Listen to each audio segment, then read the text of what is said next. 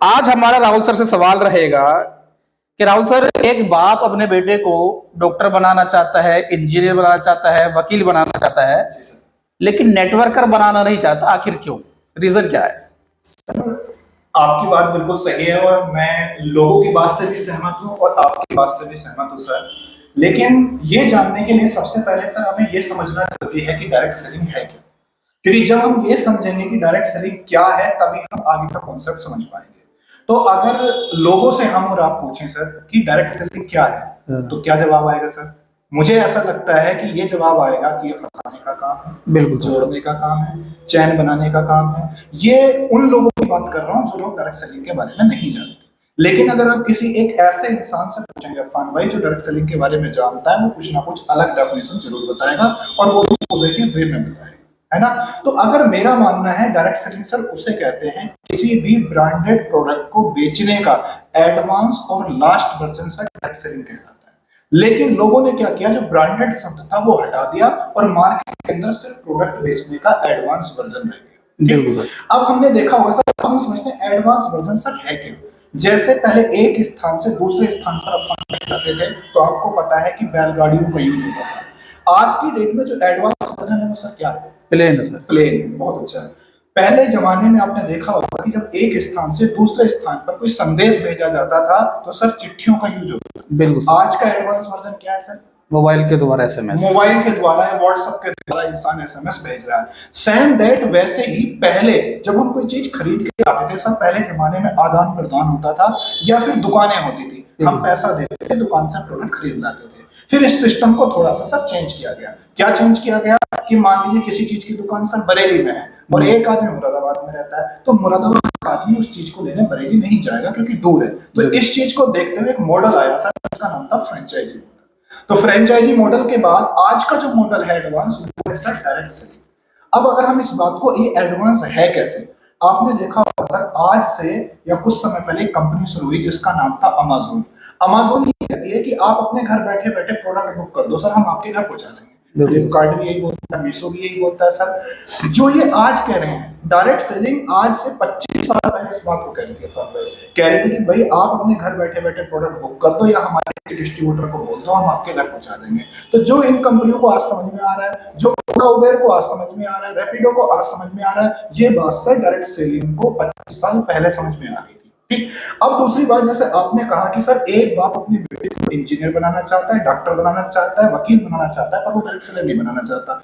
इसका कारण जो है सर वो ये है कि कहीं ना कहीं लोगों ने इस इंडस्ट्री को, यानी कि इस इंडस्ट्री के प्रति गलत किया। लोगों ने क्या गलत किया वो हम थोड़ा सा समझते हैं सर। इस इंडस्ट्री के माध्यम से लोगों ने सर जो चीज 100 रुपए की थी, इस इंडस्ट्री के माध्यम से 1000 रुपए की बेची। और सच्चाई ये है अफान भाई कि 100 रुपए की चीज 1000 रुपए की बेची और उस बेचारे ने ले भी ली। किस चीज में आकर के? या तो मोटिवेशन में या रिश्तेदारी के चक्कर में आकर के।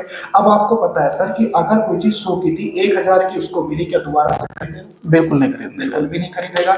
दूसरी बात, और लोगों को भी नहीं खरीदने देगा। तो सर सबसे पहले आपसे तो भरोसा उठा ही उठा, इस इंडस्ट्री से भी भरोसा उठ गया, सिर्फ इस इंसान की वजह से, इस इकलौते इंसान की वजह से। इसलिए एक बाप अपने बेटे को डायरेक्ट सेलर बनने नहीं दे रहे। दूसरा कारण, इस इंडस्ट्री के माध्यम से सर लोगों को नो नीड का प्रोडक्ट बेचा गया, जिस प्रोडक्ट की लोगों को जरूरत ही नहीं थी। जैसे हम कह सकते हैं बहुत सारी कंपनियां हैं, आपने देखा होगा सर, वो कोट पैंट का कपड़ा बेचती थी। कोट पैंट के कपड़े की अगर हम बात करें सर, किसान ने ले लिया, लेकिन आप मुझे बताइए सर, वो 5000, 4000, 3000 का कोट पैंट का कपड़ा है, उसमें किसान आदमी कितने जोड़ी कपड़े बनाए? कम से कम 5 से छोड़े या 3 जोड़ी, 2 जोड़ी कपड़े तो सर बना ही लेगा।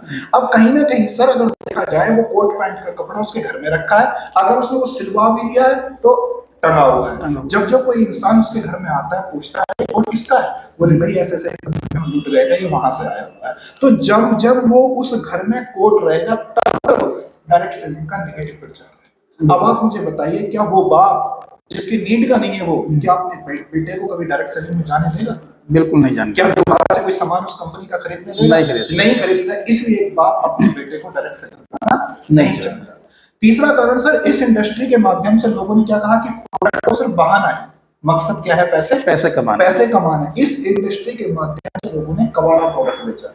एक बार तो उस इंसान ने ले लिया, पर दोबारा से नहीं खरीदा, जिसकी वजह से एक बाप अपने बेटे को डायरेक्ट सेलर बनाना नहीं चाहता। और अगर आप कारण देखेंगे तो किसी ने मुझसे पूछा कि सर डायरेक्ट सेलर किसे कहते हैं, या मैंने किसी से पूछा कि डायरेक्ट सेलर किससे कहते हैं, तो उसने मुझे जवाब दिया कि सर जो इंसान अंधे को चश्मा बेच दे उसे डायरेक्ट सेलर कहते हैं, या फिर जो इंसान गंजे को कंघा बेच दे उसे डायरेक्ट सेलर कहते हैं। अब मैं हम भाई आपसे पूछना चाहता हूँ कि दुनिया में गंजे ज्यादा है या बालों वाले ज्यादा है? बालों वाले बालों वाले ज्यादा है। जो कंघा गंजे को बेचा गया वो बालों वालों को बेचा जाता तो ज्यादा बिकता कि नहीं बिकता? बिल्कुल बिकता, क्योंकि गंजा एक बार खरीदेगा और बालों वाला बार बार खरीदेगा। क्या कहा लोगों को, ये कंघा है भैया सर पे रगड़ो इससे बाल आ जाएंगे। अब आप मुझे बताओ भाई कौन से बाल आ जाएंगे कंघा रगड़ने से? बिल्कुल नहीं, कोई बात नहीं कि चश्मा लगाओ रोशनी आ जाएगी, भैया चश्मा लगाने से कौन सी रोशनी आती है? बिल्कुल नहीं आती। तो इससे क्या हुआ कि डायरेक्ट सेलिंग पे नेगेटिव प्रभाव आया, नेगेटिव इफेक्ट आया, जिसकी वजह से बाप अपने बेटे को बनाना चाहता है, डॉक्टर तो बनना चाहता है, वकील बनना चाहता है, पर डायरेक्ट सेलर नहीं बनना चाहता। और आगे सुनो, आपने देखा मनी सर्कुलेशन कंपनी आई, ठीक है, कहते थे कि 1200-1300 रुपए आप लगाओ और लगाने के बाद में आप लाखों रुपए कमाओ, और ये कहते थे कि यार 1200-1300 रुपए में जाता ही क्या है। लेकिन अफान भाई आप अपने दिल पे हाथ रख करके पूछो, क्या 1200-1300 रुपए में कुछ नहीं जाता? नहीं, बहुत कुछ जाता है सर, बहुत कुछ जाता है। क्या जाता है? इंसान की गुडविल, इंसान की ख्याति चली जाती है सर। जिस इंसान से कल आप 1 लाख 2 लाख रुपए का हेल्प ले सकते थे, आपने 1200-1500 रुपए के चक्कर में उससे रिश्ते खराब कर दिए। बिल्कुल सर, है कि नहीं है सर? और क्या है, लोगों ने कहा कि 1000 लगाओ 2000 हो जाए, 3000 लगाओ 4000 हो जाए, ऐसे करके डबल पैसे करने वाली कंपनी आई। और सच्चाई है अफान भाई, पैसे लोगों के डबल हुए नहीं। ऐसे करके 1 ने लगाए, 2 ने लगाए, 4 लगाए, 10 के 20 हुए, 20 के 40 हुए, ऐसे करते करते लाख के 2 लाख हुए। एक दिन सर कंपनी लाख डूब गई। तो इसके पास 3 रास्ते हैं। पहला रास्ता, या तो ये भाई साहब आत्महत्या कर ले, दूसरा रास्ता है कि वो एरिया छोड़ के कहीं भाग जाए, तीसरा रास्ता इसके पास क्या है, तीसरा रास्ता ये कि अपनी जमीन जायदाद बेच करके इनका रिटर्न कर, है ना। अब कहीं ना कहीं सर, अब आप मुझे बताइए, क्या जिन लोगों का पैसा डूबा, क्या ये अच्छाई करेंगे, तारीफ करेंगे इस इंडस्ट्री की? नहीं सर, बुराई करेंगे, बुराई करेंगे सर। इसीलिए सर एक बाप अपने बच्चे को सब कुछ बनाना चाहता है, पर वो इस इंडस्ट्री में भेजना नहीं चाहता। लेकिन अब ये सर आपका, हमारा और हमारे आपके जैसे न जाने बहुत सारे डायरेक्ट सेलर का जो एक प्रभावी लीडर है, जो एक ऐसे लीडर है जो इस इंडस्ट्री के लिए काम कर रहे हैं सर, उनका और हमारा काम है कि इस इंडस्ट्री को सुधारा जाए सर, मिलजुल करके सुधारा जाए, ताकि एक बाप अपने बेटे को सर डायरेक्ट सेलर भी बना सके और अपने बच्चे का फ्यूचर वो इस इंडस्ट्री में देख सके। क्योंकि सर आप भी जानते हैं कि आज की डेट में कि नौकरियां जा रही हैं। आप खुद देखें सर, पहले बैंक में कैशियर होता था कैश निकालने के लिए, सर नौकरी घटी है बड़ी घटी सर। पर पहले सर टूल टैक्स पे एक आदमी को पर्ची काटने के लिए आज कंप्यूटर है, फास्टैग आ गया सर, है ना। पहले जेसीबी नहीं थी सर, आज जेसीबी आ गई, नौकरियां घट रही हैं। पहले टिकट काटने के लिए स्टेशन में लोग एक्स्ट्रा स्टाफ होता था, आज सर ऑनलाइन हो जाता है। तो ये सब स्टाफ घटता ही तो जा रहा है सर। और यहाँ तक सर जो रूस है वो अपने सैनिक तक रोबोट बना रहा है। कहने का मतलब ये है कि आर्टिफिशियल इंटेलिजेंस का यूज कर रहा है वो, ताकि लोगों की क्षति कम हो। तो इस तरह से अगर देखा जाए तो भाव अपनी जगह सही है, उसकी गलती नहीं है, लेकिन सर इसको हमें और आपको मिलकर के सुधारना पड़ेगा। ये इंडस्ट्री तो सर वो